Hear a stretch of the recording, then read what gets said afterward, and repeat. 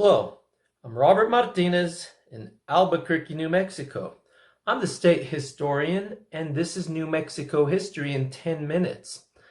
So, by 1596, Juan de Oñate has been granted the contract to colonize New Mexico. This is a big deal. He has to pay for part of the expedition, so he's going to be investing a lot of his own money with the hopes of finding riches, wealth that will make him even more powerful than he already was at that time. It didn't happen overnight. A lot of other powerful Españoles, Spaniards, were vying for the contract. He started to recruit in places like Santa Barbara, Zacatecas, Mexico City, and all kinds of Spaniards were coming and volunteering for this colonization. Well, as they gathered in Santa Barbara, it got to be a bit of a difficult situation because of political intrigue, corruption, competition. The expedition was delayed time after time, and this caused a lot of the colonists that were recruited to desert, to leave. Not so much desert, but to just say, we're not going to go. So the numbers kept fluctuating.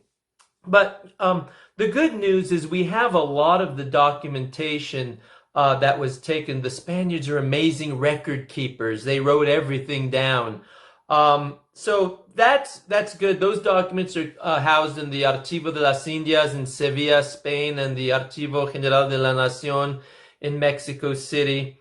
And so we get a pretty good idea of what's going on. There are quite a few muster rolls where they would write down who was coming up, where they were from, what they were bringing with them. One was a Salazar inspection. And these are great records because we get an idea of exactly who these people were, what kind of people they were, and what they were intending to do up here in New Mexico. For example, when they would write down your record, you had to declare your name. They would ask you your father's name, where you were from, and then they would write down a physical description. So if somebody's name was Bartolome Romero, he would name his father as Bartolome, and he was from Corral de Almaguer, Spain, and he would be described as having black hair, swarthy, black bearded. These are very important details, and you have to read between the lines because some of the men were described as black haired, some were as chestnut colored hair, black eyes, gray eyes, blue eyes. Some had sharp, pointy noses. Others were described as having a flat nose. Some were described as of a strong body, tall and slender, or rotund or fat. So we get the notion that, yes, the European people that came here were described as European, but some others were described in ways that showed that they likely had some Native American ancestry or African ancestry. So that happened. What else? Some of them brought women with them. But let's be clear. If you were a Spaniard in Spain, you weren't sitting around in Spain thinking, I want to go to New Mexico. That didn't happen. If you were going to come to the Indies, to the Americas, you wanted to go where the action was. Mexico City, great Spanish cities like Puebla or Guadalajara, or a mining center like Zacatecas, where there's wealth and opportunity. New Mexico was on the edge of empire, Finisterre, Land's End. It wasn't a very desirable place to come, but I think for some, like any immigrant situation, for a lot of folks, they were looking for a place where they could have a new start, maybe have a chance at mineral wealth, financial wealth, and access to land. and let's be honest, access to native peoples to put to work. So this is what was going on between 1596 and 1598. And a lot of the men that came to New Mexico brought women with them, wives. But most of the wives weren't from Spain. I think maybe, let's see, Pedro Robledo was from Maqueda outside of Toledo. He brought his wife Catalina Lopez. She was from Toledo, Spain. But for the most part, the women were from Mexico. Spanish, perhaps, but also mixed Spanish, mixed with Indian.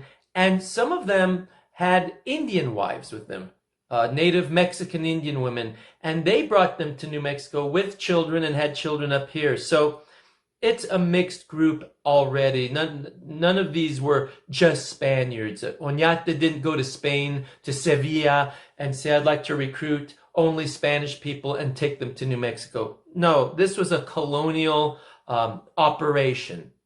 So by 1598, after many delays, the expedition is ready to set out and come north. And it would be a very, very difficult journey. There were about 400 colonists. These are Spanish people, mixed blood people. There are a lot of Native Americans who are being brought up, Africans as well. And I have to mention them because many were brought as servants, but they're colonists too.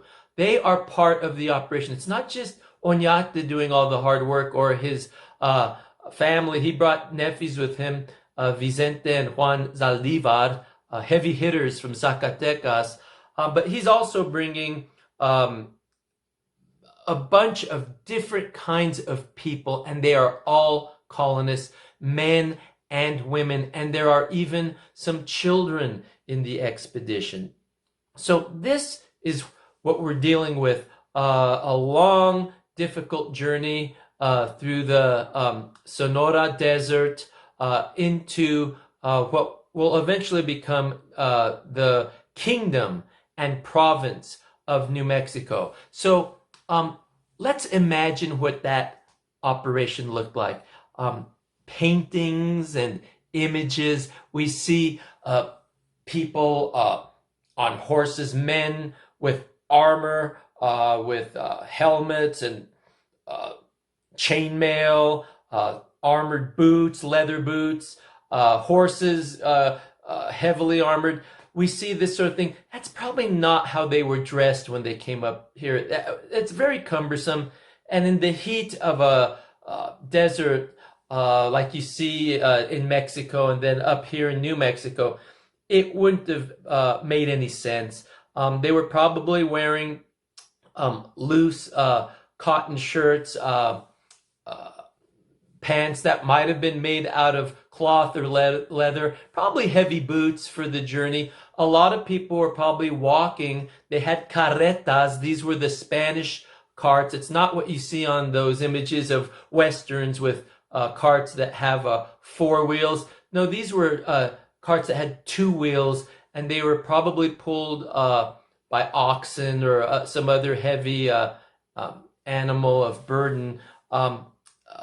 They had to carry not just humans, but they had to bring all the elements of civilization with them. Horses, cows, pigs, sheep, goats, chickens.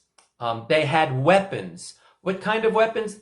Oh, let's see. They had the arquebus, that was like a musket. Not very handy. I mean, if you could get one shot off if an enemy was attacking, then you had to load it. It took a while to load it. By that time, you had a warrior on top of you, and you probably used it just to swing and hopefully hit someone. They had steel. They had swords.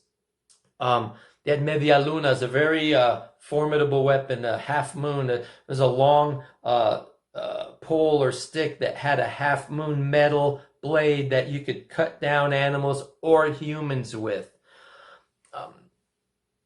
This is the stuff of the Spanish colonization. They had Catholic priests, Franciscans with them.